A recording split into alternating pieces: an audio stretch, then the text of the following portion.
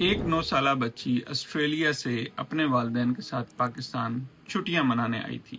وہ اپنے گھر واپس جانے والی تھی، لیکن آج وہ واپس نہیں جائے گی۔ چکوال میں ڈاکوؤں نے خاندان کو لوٹا۔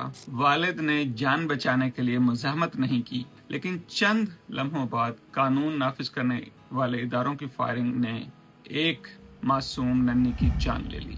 والد اور بھائی زخمی ہو گئے اور ایک خاندان ہمیشہ کے لیے ٹوٹ گیا۔